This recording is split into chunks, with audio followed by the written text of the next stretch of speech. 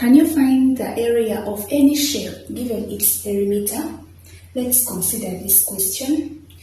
A square has a perimeter of 24 centimeters. What is its area?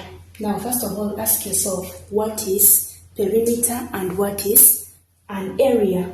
For a given shape, like a square, which has all sides equal, we find that the perimeter, it is the distance around this square.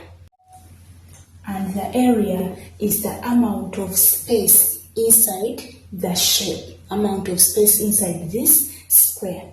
Now, if we have our square, so in our solution,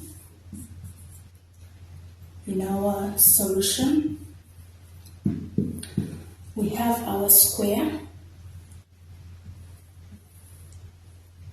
You know that the square has all sides equal, okay? So if I have S here, it is going to be S throughout, okay? Because all sides are equal. They are saying that the perimeter of a square is 24 centimeters, okay? Now, how do we get the perimeter of a square? Remember the perimeter, we are saying that it is distance around, so you need to add all the signs, that is S plus S plus S plus S. So perimeter of a square is 4S, but this is giving us 24 centimeters, okay? Now let us find the value of each side. I will divide through by 4 to get S. So we divide by 4, our S is equal to 24 divided by 4, you get 6 centimeters, okay? So after getting our S as 6 centimeters, we have our square here, okay?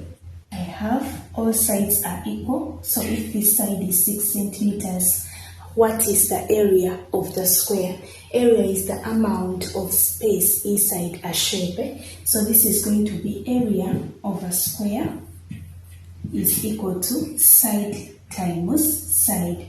So this is going to be 6 centimeters times 6 centimeters, and this will give us 36 centimeters squared. So that is how we get the area given the perimeter of